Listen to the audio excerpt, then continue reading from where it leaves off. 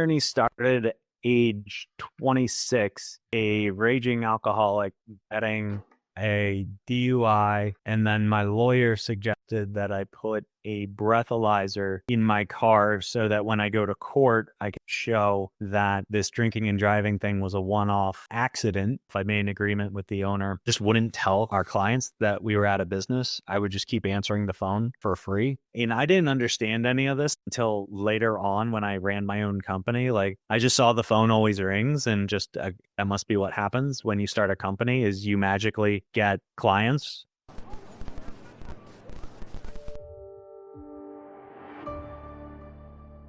My journey started at age 26, being a raging alcoholic, getting a DUI. And then my lawyer suggested that I put a breathalyzer in my car so that when I go to court, I can show that this drinking and driving thing was a one-off accident. I ended up giving myself 3 more self-inflicted DUIs in an attempt to prove that I don't frequently drink and drive. And just in my defense, it was like leftover drunk from the night before. That's okay. Learned a lot about blood alcohol metabolism when you've got one of those in your car. And yeah, so anyway, I was given an ultimatum of jail or rehab, chose the latter. And 12 years later, I'm still sober today, which is awesome. But 1 year into that journey, so this is 2014, or actually end of 2013, I was working in an IT company, and a friend of mine was like, "Hey, we're starting a tech company. Can you run our tech department?" And I was like, "Startups are risky. I got a good thing here." And they were like, "Yeah, but I mean, you're 27, no wife, no kids." I wasn't paying rent either. It was just like a perfect scenario to try something new. And I took the leap of faith, and they went out of business in 3 months.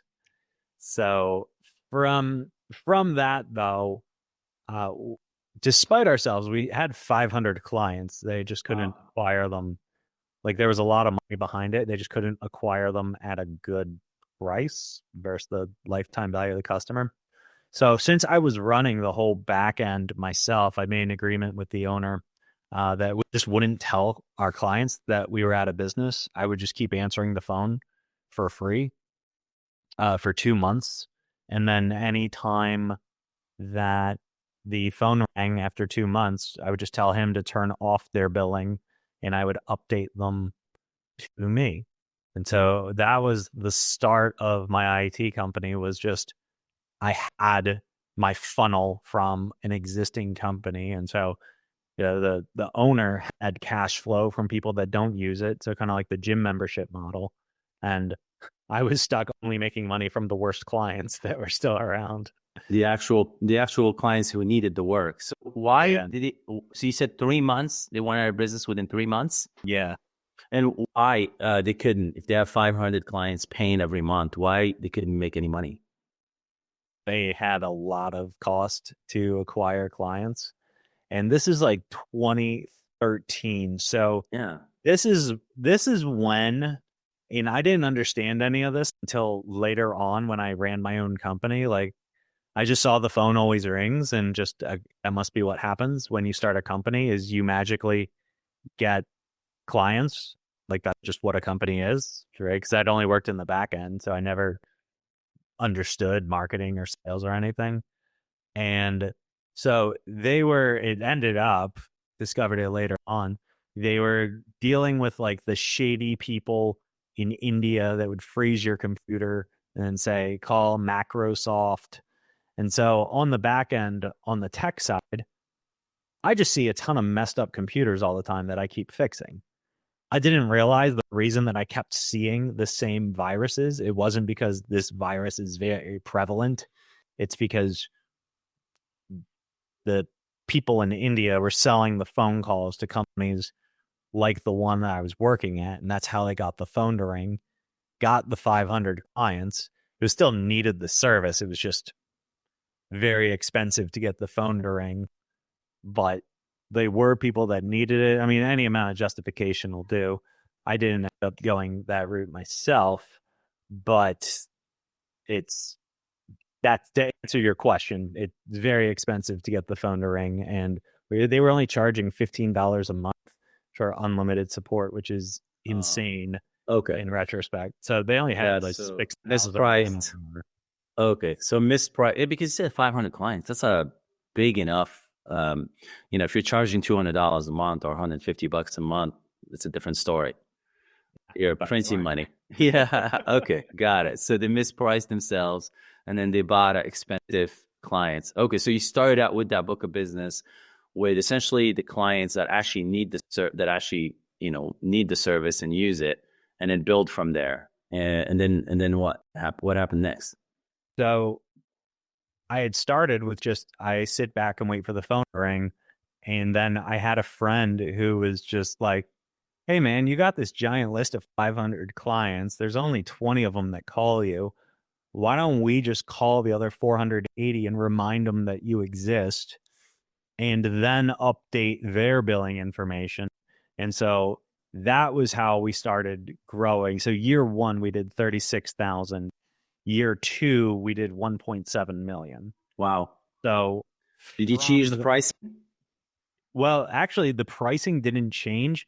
What ended up happening was tons of other companies that were doing the same thing, just at a larger scale at the one that I was at. They all started going out of business and getting shut down for the exact same reason. And so then it was like, well, when your company gets shut down, just sell your book of business to Andrew for pennies on the dollar. So I'm getting highly targeted lead lists for like 1 cent per name, 2 cents per name. I had an instance where I remember I was in the parking lot and R500 was tapped dry. And I was just in the parking lot, like, I don't know what to do next. I had 10 employees at the time, and it was, I don't know what's going to happen. And a guy, when you meet a random person at a donut shop, you're like, yeah, we should exchange numbers. And you never talk to them ever again. Yeah. So that guy for me was Danny. Bumped into him at a Dunkin' Donuts. Hey, how's it going, Danny? Oh, you do tech? Cool, me too. Blah, blah. Yeah, I got this thing. My company went out of business and now I run it. Cool. Yeah, let's exchange numbers. Never talk to each other. And in the parking lot that day, he says, hey, we went out of business. We have 60,000 clients.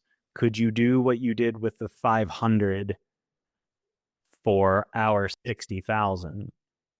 And so then I'm doing math in my head and I'm like, all right, this list is worth at least, like, if I can get this list for $300,000, this is a steal of a lifetime.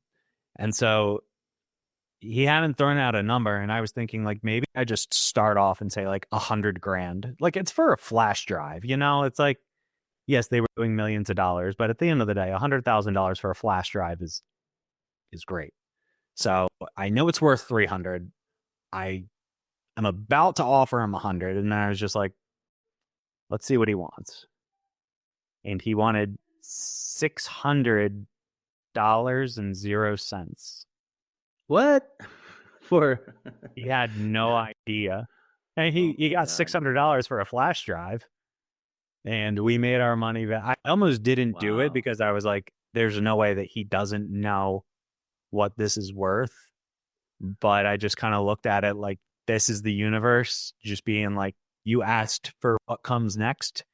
Here is either the deal of a lifetime or you get screwed out of $600. Yeah, it's nothing. So in your approach with these clients is that you're calling them, you're saying, hey, I hear you were working with X and now those guys are not operating anymore. Let me, present to you our services. Yeah, I mean, we went into it, and this was back then. I haven't even gone into like how the exit and like the company got really good. It's just the beginning of it. But we would just say, hey, yeah, you were working with Fast Fix, da da da. yeah, and you get free tune-ups with your service with them. We'll get connected. We'll do a tune-up, complimentary. You already pay for it. And then at the end, okay, yeah, we found this, we found that, we fix that for you. I just have to update your billing information. And it worked for years. So when you say I just need to update your billing information, is that means that you're also having them sign a new agreement, a new MSP agreement, or you're just doing break fix? I'll just be your person to call. I just want to get a credit card on file. At that time, it was annual, but we were basically an annual break fix shop. We didn't understand how the MSP world worked. We were very much, no one wants to say like we're similar to Geek Squad, but we were closer to Geek Squad than we were a full service MSP. And so, but this strategy worked for years until I think everyone realized the only one that makes any money in this industry is me, waiting for everyone else to go out of business. We had maybe 10 other penny acquisitions. One of them was from people run by the mafia for like 1 cent a name, 2 cents a name. Our biggest was 10 cents a name.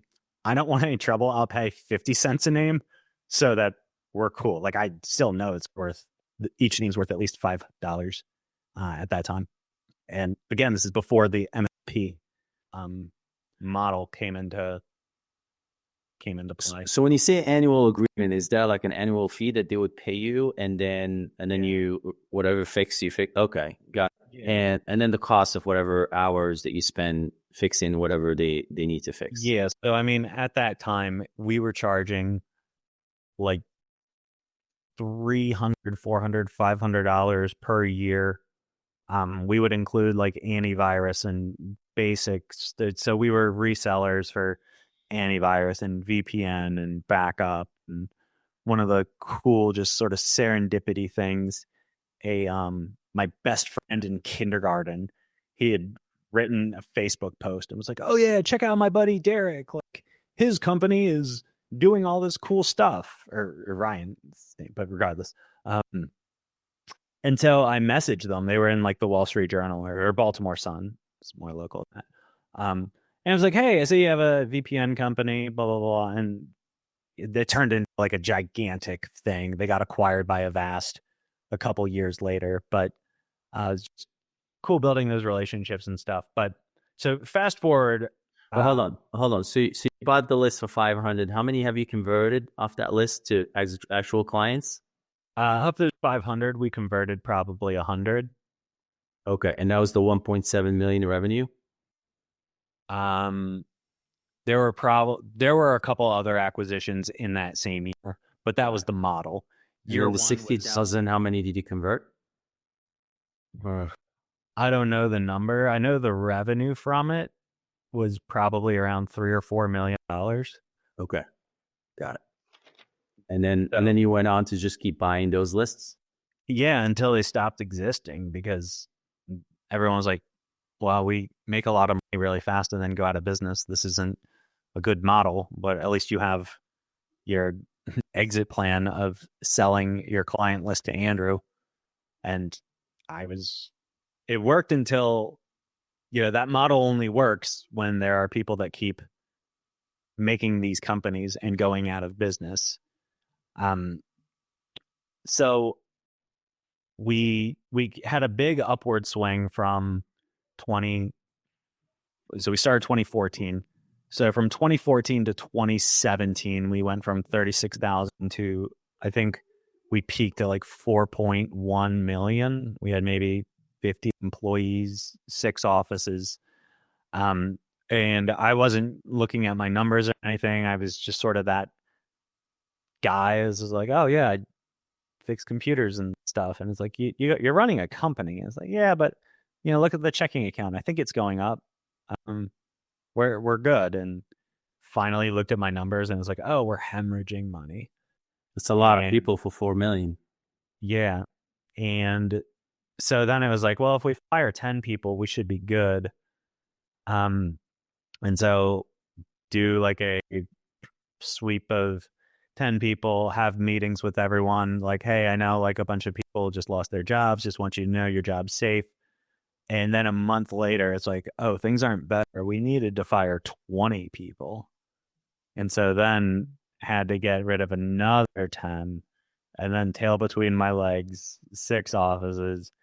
Hey, no, I told you a month ago your job's safe. I hadn't done the numbers. Now I have, and your job is definitely safe. So that was one of those low moments in my life, and we went from 50 employees, bottomed out at about COVID. So from 2017 at our peak to 2020 went from like 4.2 million down to 1 million with 10 employees. COVID hit, and at that time we're still break fix. We have like a 40% attrition rate month or year over year. People stick, but it was very much a I don't know what to do. And then I read a book from Carl Palachuk, and it's something that affects like MSP services in 30 days, managed services, something in 30 days. And it just opened my brain to, oh, you could have people on a monthly recurring revenue model. You could do managed services, proactive. So like remote management stuff didn't exist when we started in 2013, but this is 2020. And so at that point, it has existed. I just wasn't aware of it. So positioned it from break fix to proactive, get your patch management done, antivirus backup, blah, blah, blah. It was still ad hoc at that time, like pick your plan, and which is a terrible idea to let your clients pick what they think they need. And we stopped doing that when we had a client that lost 30 years of business because their server, they were on a RAID 1 and one of the hard drives crashed. So it was like, hey, if the one hard drive crashed, right now you're on your backup, but they were installed at the same time. So like you really should buy backup because we still have to get the hard drive, schedule time to install it. You really should buy the backup. And her last email said, sounds expensive. Next, like couple days later, she's like, when we press the power button, nothing happens and just keeps clicking on the hard drive. And it's like, oh yeah, everything's gone now.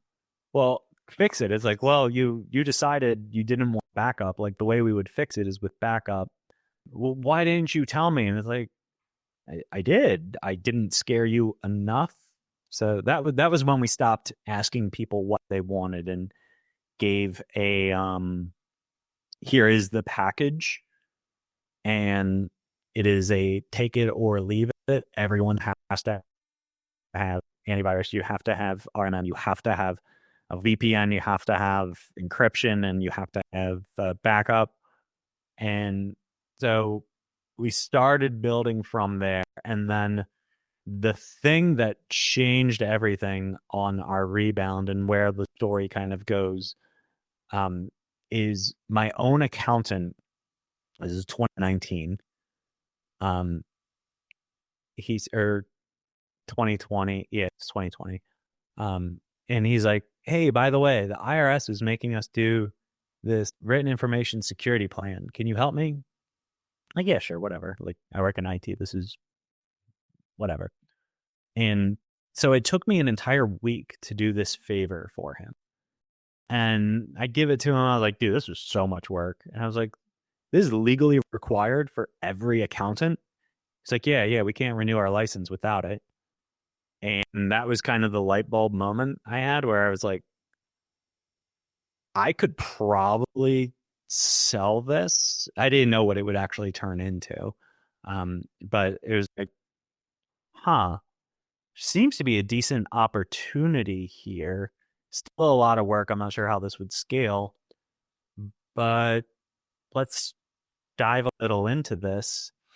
And this is just a document, right? It is just a document. Okay. Got it. And there aren't hard and fast rules on it at this time either. All it is a checkbox saying I have a data security plan. That's all it is at this point when this story starts. And but I'm taking compliance documents from all over the place and putting it together is a pretty comprehensive thing. There's a lot of manual work. And then just over time, I think that pain that I had of going from 50 employees to 30, it was one of those things that I never want to go through that again. So instead of in the past where it was like, we're at capacity, get another body. At capacity, get another body. At capacity, get another body. Well, that was just a peak. Now we have too many people. We'll just ride it out. Hopefully it'll come back. I focused more on how do we streamline this so we don't have to raise a head count. And from there, most accounting firms weren't aware that they needed this document. So all of our shift changed to awareness that they need this document. And at this point, we have zero competition. Nobody else is making it at this point. And so I was going to sell, there wasn't a template for it either. So I was talking with one of our partner affiliates and he was like, yeah, we should sell this template for $50. I've got 300,000 accounting firm, 100,000 accounting firms. Well, if everyone's required to have it, maybe we'll sell 10,000 of them, make some money and, it'd be a nice win for us. And then I kind of was like, this is so complicated that even with a template, I think people will just give up and want to pay someone to do it. And so that was the start of my lead magnet, which is still, I believe it's still around today. We exited a year and a half ago and I stopped watching because I hated seeing what the acquirer was doing to everything that I had built. But yeah, so we just made this free template and my entire funnel was get this free template to every single accounting firm there is, raise awareness that this is legally required. And the template was very comprehensive and on purpose, really. It's like, yeah, this is super hard. Yeah, you could do it yourself. I could do my own taxes too. I'd pay an accountant. You should pay an IT company. And that had a big explosion. And then we coupled it with how do we take this security plan and marry it with our managed IT services. And the security plan, basically what it was a vulnerability assessment. It says, here's your document, and we've got a whole bunch of big red X's on it. You should buy our managed service package.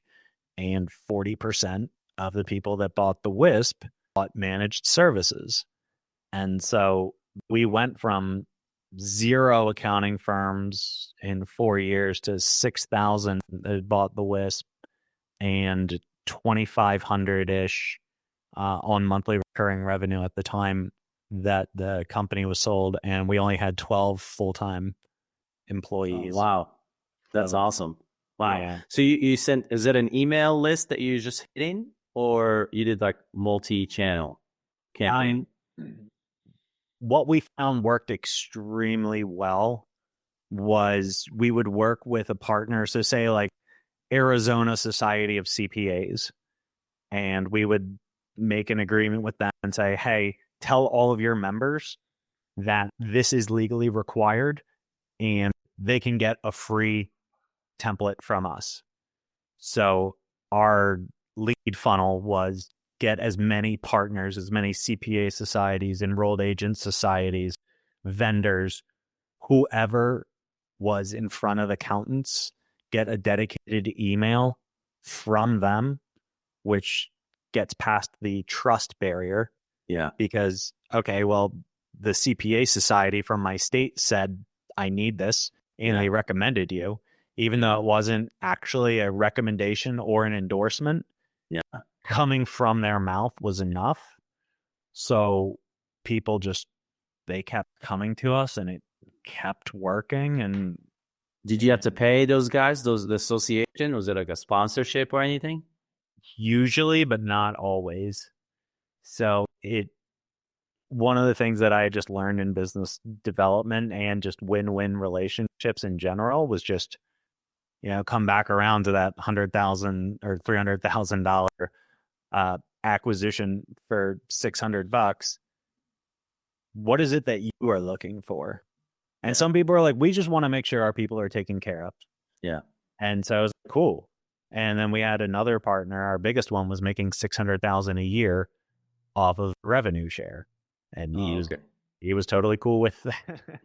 He was cool with that. We were paying 20% revenue share. So I mean, we got 3 million in sales from him and paid him 600,000 and still had, that's just a 20% marketing acquisition cost.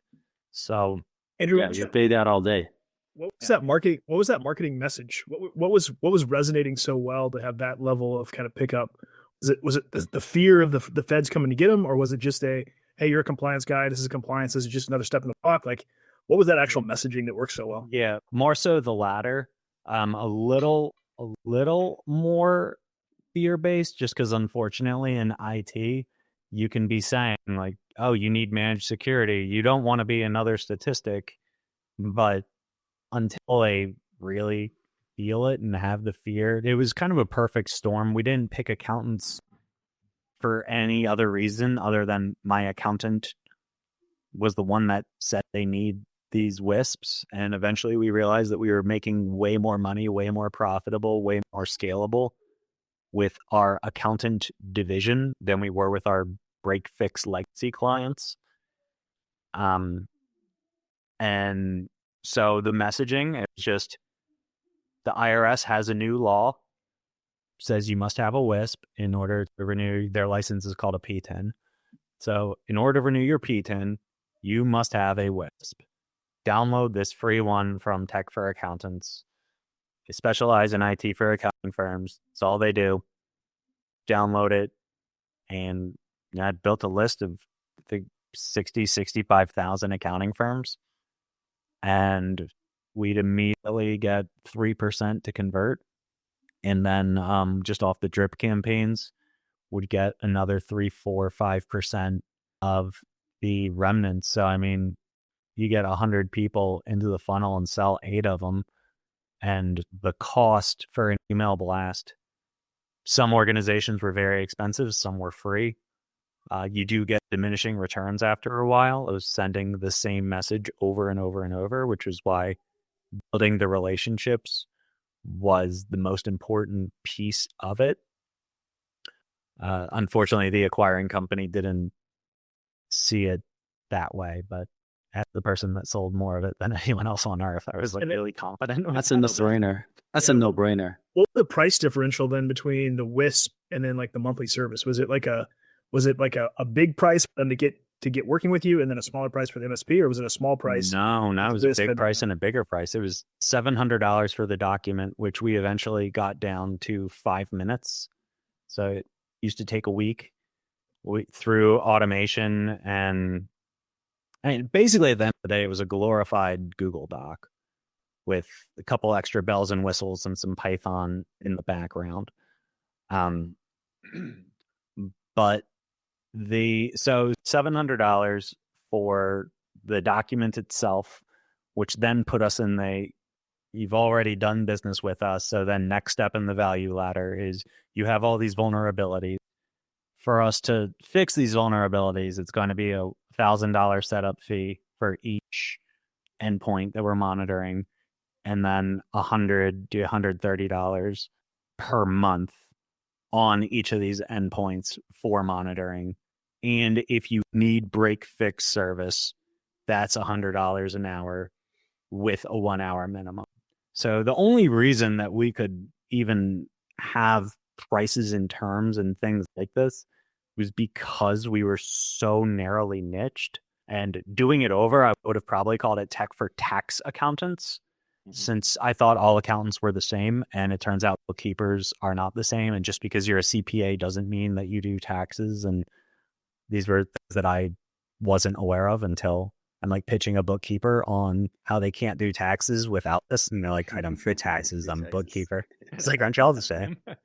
So, yeah, that makes sense. That's interesting. And so when you went from like 4 million, you're bleeding money, to 1 million, 10 people, what was your margin then? it wasn't that big. It was 15% margin, Okay. maybe 20. Got it. Definitely didn't have $1 million year. And then when you captured the 2,500 accounting tax accounting firms, where did your revenue go? On the exit, our last year we were at, I want to say like 5.5 million with 40% margins, with me trying to get it as low as possible for taxes. Oh, wow. Okay. 40% net margin? Yeah. So with add backs, we're closer to like 55. Wow. But you were lean. You kept the same 10, and then you have these lean channels for sales, which I know you and I talked, a few times. So I know, you're that was a big point of contention, if you will, where this is the best channel to get clients from, really low cost, and then you guys are ruining it. So I totally understand now your frustration with that whole process. So how did it happen? So how did he end up exiting? So did you initiate it, or someone just found you? No. And if we go back to 2019, or 2018-ish, I saw the writing on the wall that the company was not going to do well, and there were no more companies to go out of business for us to acquire for pennies on the dollar. Yeah. So I had tried to sell a few, so 2018-ish, and I had gotten an offer that was pretty decent. Ended up not working out. And then a couple of years later, as the company continued to do poorly. So 2020, we were basically at the final part of this deal with a local MSP. Everything was lined up very, very well.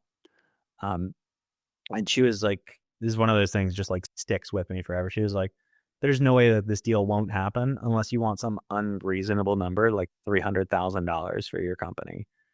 And in my head at the time, it's like, this is worth at least $2 million. And it's like, well, when you have negative 10,000 in profit, it's really not that attractive. Yeah. So, and that deal didn't end up happening. Then a year or two later, the WISP started happening, focused on accounting firms. And so the company was basically autopilot, growing on its own. Is everything that those influencers on the beach. It's like, I woke up today and made $10,000. Like I was living that with monthly recurring revenue, a really strong team, low turnover, high automation. It was basically, I mean, every company has its problems, right? But like about as good as you can get from a bootstrapped regular tech dude that had no idea what he was doing when he started. And so there were really only 4 competitors. And this is May 23. And so there's 3 of us that are doing like 5-6 million. And then the Goliath doing 250 million, backed by private equity.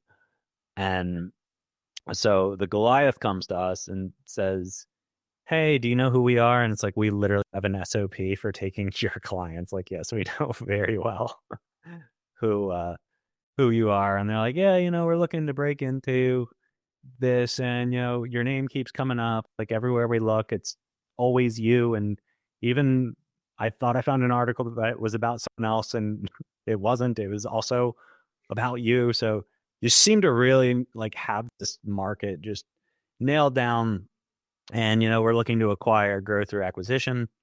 And I told him, I was like, the only way I'll even entertain selling is if you just make me an objectively bad deal for you. It is a deal that I would have to be stupid to say no to. That's the only way I would walk away from this. And they were like, we have a lot of money, we can do that. So they, depending on your estimation and model you use, they paid between 2x and 3x what it was actually worth based on projected EBITDA. Wow. So not even, well, we have these numbers in the bag, but what do you think is going to happen this year? Because you're on a giant upward swing, and we don't want you to feel like we played any game. So gave me a great offer, never backed down from it. Never, well, now that we discovered this, just everything. So the deal as far as like a seller goes, I mean, it was about as good as it can get. And the whole reason, I mean, there's 492,000 private IT companies. It's not like, well, there's no one doing IT. But because we had niched so well and just dominated those two things, that's all we had. We had two SKUs. We had WISP, we had full managed services. Well, and break fix hourly if you needed that. But so you kept the other customers that are not accountant, or you just got rid of them? But at that time we had done a lot of trimming of the hedges. Okay. So we fired all of our bad clients. We had a 40% attrition on them anyway. So, you know, we hadn't gotten new clients since like 2018. Got it. So like we didn't have nearly as many clients as we did. And we kept it going because it was like the only clients we have left are the ones that never call us. So that's fine. That's free money. Yeah, exactly. And just got rid of all the bad ones where it was like we make so much more with the accountants and it's so much easier. Every client looks the same. There's no specialization that we need to know. It's like, oh, well, there's a dry cleaner. We have to learn dry cleaning software in this whole industry. Now we have a lawyer and have to learn about estate planning attorneys. And it's just everyone is a tax accountant or bookkeeper. By the way, new hire. Just because they're an accountant doesn't mean they do taxes. Don't make that mistake. Like that's. Did they close in 23? Yeah, November 23. It's all cash deal. Obviously these guys are okay. And how quickly did you close? 6 months. So it took 6 months. Why? Because they move very slow. Wow, that's interesting. It started. Was the WISP something too that was recurring? Is that something that you could use every year, or was that like a one-time thing to build a okay? Every year. So they're coming back. Yeah, and it was great that we were working with accountants because it was like, you know, they would say, well, I did this last year. Yeah. I was like, yeah, I did my taxes last year. Just because, you know, like, just because I have the same job and make the same money doesn't mean I don't do my taxes. So every piece of what we had its equivalent in accountant speak, which really helped the sales process because every rebuttal was, it's like, oh, well, I don't need full managed services. Then would you recommend a client only does their taxes and doesn't get bookkeeping? Oh, yeah, I guess like it was. So I think that's the cool thing you developed. Like, I think your superpower is like that focus on the lowest acquisition cost possible. From the beginning of the business, the DNA was like, how can we get these, you know, clients cheap? And then the other one is like, how can we focus on this specific customer to make sure that everything caters to just them, so we can give them this ideal experience for this industry, which is our two super smart things to think about. Yeah, and it was, you know, I'd heard so much, oh, you should be niching, but it's like, well, we have thousands of other clients and we're not niched. So then how do we tell all of the clients that are paying us that they're not the right fit? So we just created a different DBA and just ran them as two separate companies. And then eventually it was just like, whatever, like if you're with Rush Tech Support, like we're called Tech for Accountants now. And like, just because you're not an accountant, like don't worry about it. But just when you see messaging and stuff, we're not going to be running two separate things.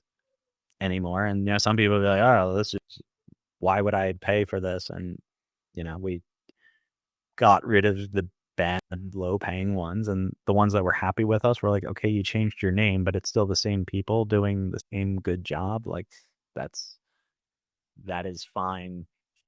So if you had to do it all over again, how would you do it? If I'm starting over day one, Yeah. I am. If I didn't have a non-compete starting over day one, I'd go back into the accounting thing, since the Goliath acquired the other main competitor too. So there's basically two main competitors. Maybe in the last year, another one or two have popped up. I would do it all over the exact same thing. Same way. I'd go in, I'd be niched, but okay, I have a non-compete. I just gave the whole strategy, right, of how we would sell to accounting firms. But starting over, so, and my non-compete is fairly narrow. It's just no cybersecurity for accounting firms. So I really could start another MSP if I wanted to, and I know what the back end would look like. I have the systems. I know the mistakes that I made, and just, you know, fast forwarding a decade of running a managed service business. But I'd start where I would pick a niche. I'd get very, very, very hyper focused. So right now, just as a favor, hobby, friend thing, my buddy does credit card processing, and it's another highly commoditized industry, right? Oh, yeah. Okay. What do you want from your credit card processor? It's like, I want the lowest rate. Cost. Yeah. Right? Like, you're all the same. I would like my money to come and not get frozen, and the lowest rate. So how do you compete in that industry? It's a race to the bottom. Yeah. Oh, I can beat them because I have a lower rate. And everyone just keeps going lower and lower on rates. And what we did with him was, we had looked at, his wife was a nurse, his brother-in-law is a nurse. He had 3 or 4 nurse practitioner, just solo shops, and did credit card processing for them. And the one little tiny piece that's weird with nurse practitioners is, if you're using like Square or Stripe or one of the big names, they don't do proper underwriting for nurse practitioners. And so what happens is, when they discover that you're selling tirzepatide or semaglutide or Botox or something, they just shut it down. They don't want to deal with it, so they just shut it down without warning. So he's still credit card processor, can do everything for everyone, but he's called the payment doctor, and he only works with nurse practitioners. And so for the last 6 months ish, I've just been not like an in-depth consultant with him, but I'm just like, I'm pretty confident that if you niche and get into this market, no one else is doing this. Yeah. Like, no one's even doing it for there's like 4 competitors for like credit card processing for doctors. So, I mean, nurse practitioners is just super, super niche. It's a niche of a niche. Yeah. So I have a friend of mine who, just sold a company, $150 million, the exact same strategy that you just mentioned. I was biting my tongue. I want to share earlier, but he brought the payment services. So he sold a company for $150 million payment services, all sales, that's focused specifically on chiropractors.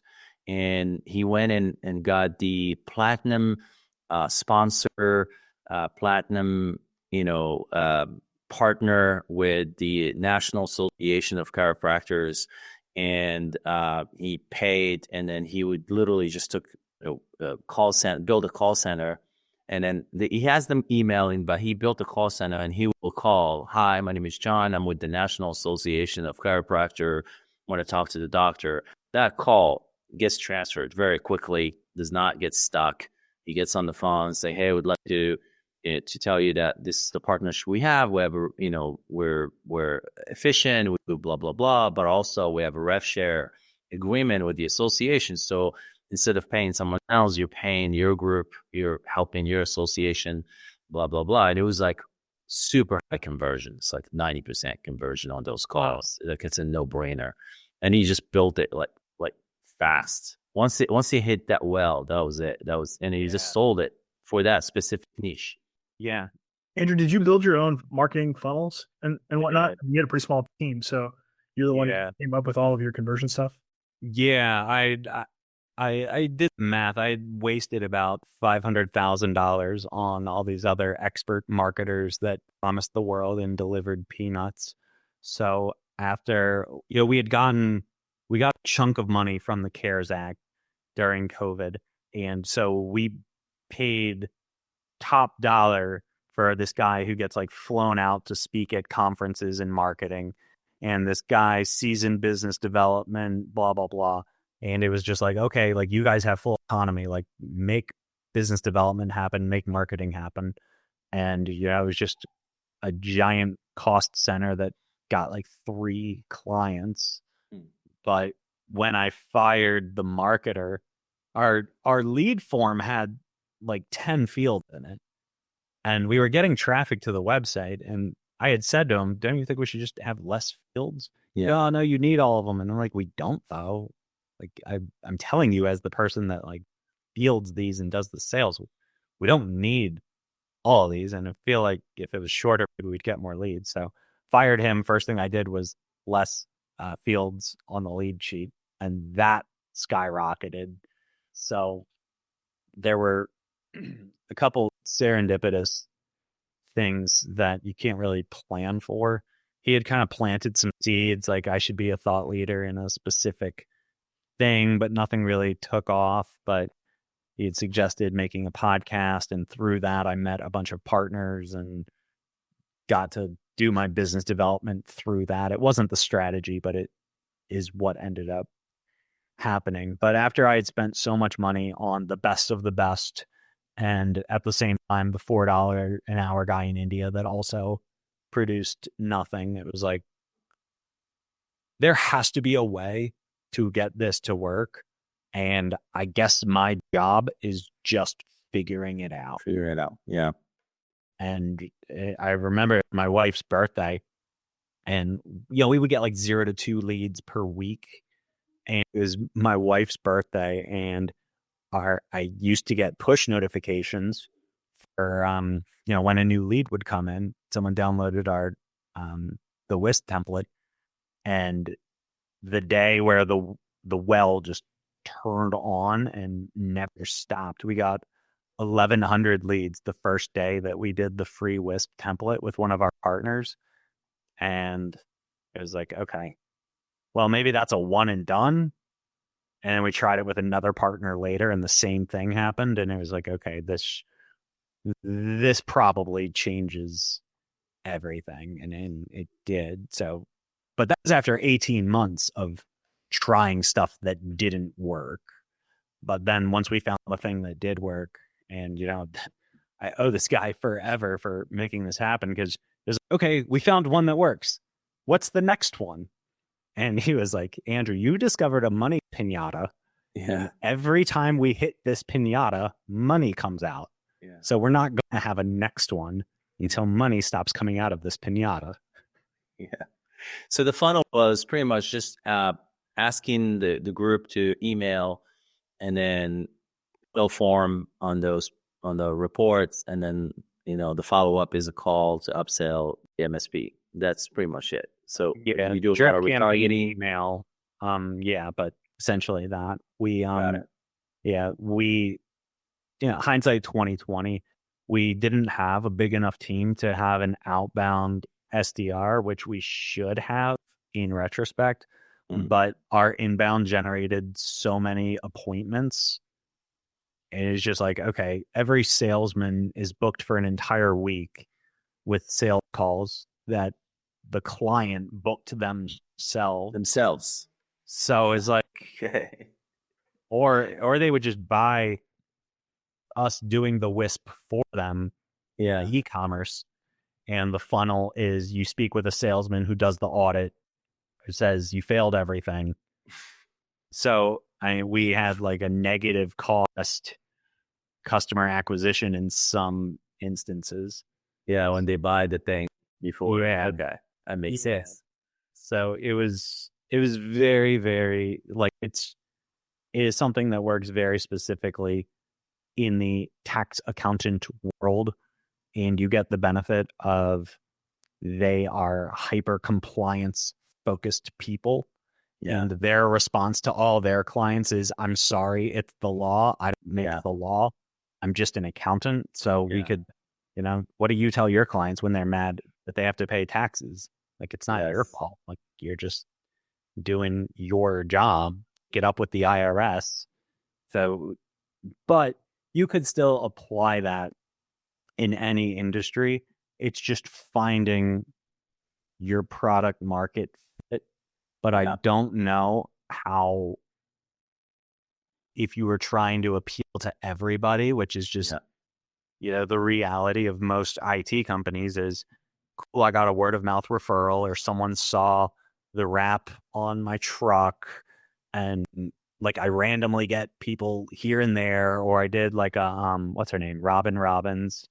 Like I tried something and got some nibbles here and there. But once we super hyper targeted, and I'd get that is like spam emails. It's like, Andrew, how would it feel to have an extra 3 to 5 appointments per month? And it's like, dude, that's a bad day. How would it feel? I wouldn't feel it. That's how it would feel. Did you have any inbound? Were people looking for you? Like, were you solving a problem that they were searching for, or were you all outbound telling them they had a problem that you were solving at the same time? We did get inbound, but majority was outbound, because a lot of them weren't aware that this problem existed. So we did get inbound. People would discover it, but there would also be, because there was so little competition, someone posts in their Facebook group, hey, I just saw this WISP thing. Fellow accountants, what do I do? And 7 people in that group are clients of ours.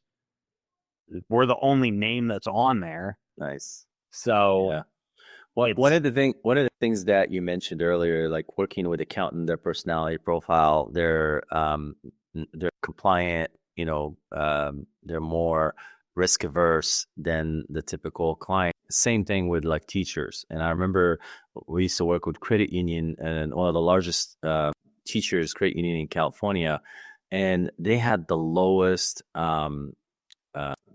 default rate ever. Like I used to tell the credit union, you guys are wasting, like they would take 45, 50 days to close a mortgage loan. And I said, if I was you, I would stamp approved on every application that comes in. Teacher, got a pulse, stamp it, got a job. I would like, it'll be a 2-week close. I would quadruple the volume that you guys do, but they also were like very averse and very bureaucratic. So they slow down the process, but yeah, those are amazing clients. Once you hit that niche, and like that's what what Andrew did, it's beautiful. It's just beautiful. Yeah. So what are the niches do you think? What are the niches do you think are like that? Nurse practitioners. Okay. Like what I need today, like there's still a tiny bit of earnout left, so I'm not even going to touch anything IT related until that final wire happens. Makes sense. Now that I'm in the nurse practitioner world, they're not as compliance oriented, but in the way that there is practically nobody niching in the nurse practitioner world. And like I've gotten into Facebook groups and I see does anyone have a recommendation for an IT company? I'm afraid of HIPAA, blah, blah, blah, this and that. And everyone's like, oh, this kid down the street from me. Like that's, the competition in IT is always, oh, I got this guy, he's great. And it's like, what qualification do you have to know whether or not he's great? Like if nothing has happened to you, yes, that's great. But nothing can happen to you also if nothing happens too. So how would you know that he's great? You like him, he's a nice guy. Those people do exist, but that's usually how IT companies are judged. But when you're hyper focused, niched, yeah, if I'm doing it all over, I'm going into nurse practitioners right now because there's no competition in it. When we were deciding on the niching, I was also looking at what's it called? Title, like title companies. Nobody's doing it there either, and they have compliance sort of best practices. It may be law now. It is 5 years ago when I was looking at this. On the tech side, on the tech services side? Yeah, through Alta, because one of my clients was a title company, and I just looked up like, what's your compliance requirements? And Alta is like, you need to do this and that. And so when I was talking to her, I was like, yeah, through Alta, we have to have this and we check all that. She's like, you know what Alta is? And it was like, oh man, that's so those are the two. We went high volume, high scalability. So our average client size was 1.7 users. So we were going off of sheer volume. But the great thing with small companies is you can put them in a box. They don't have complicated server VPN. They don't have, well, you can't tink this because now nothing will work. So the small ones, we were just, copy paste, and then we have PowerShell. Just, okay, they run Drake tax software, run the PowerShell script to do all the onboarding. We have to have a phone call and explain some stuff, but yeah, that's, and most title companies are relatively small, like 5 and under, unless, you're working with like a bigger one. Nurse practitioner practices small. So if I have some intros for you. Once you have that started, I got some good contacts in the title business. Oh, I'm not starting it. I'm just saying if someone wants to take my idea and run and maybe give me rev share. Yes, let's do it. Let's talk about it. Yeah. Hey, let's do that. Alton, Yes. I know a couple things. I've decided I'm working on is a nonprofit for sober entrepreneurs. So it's just free coaching and consulting for people that have over 250,000 in revenue and a year sober. And right now we're going through the process of getting it like tax exempt, real 501c3. So that's my next thing, which it's a very different mindset going from nonprofit than it is for like how do we sell as many accountants as possible to just strictly focusing on the impact we're having with others. Jay, I think when we met, it was like probably like a week or two into me being like, yeah, I think I'm gonna do this thing. Yes. And a friend of mine, I was saying it was a not for profit. Like I could just fund it forever and I'll be fine with it. And this guy, do you have like you have a website, started the whole meditation? Send me the stuff. I'll share it in a couple of the large groups. Fantastic. Yeah, it's called Sober Founders. That's awesome. Well, I appreciate it, Andrew. Thank you for sharing all your insight and the experience. So, but definitely, let's connect. We'll talk more about your next things as well as the nonprofit. Oh yeah, absolutely. Thanks for having me. Hopefully, thank you. Hopefully, someone got something out of it. Free feel. Absolutely, 100%.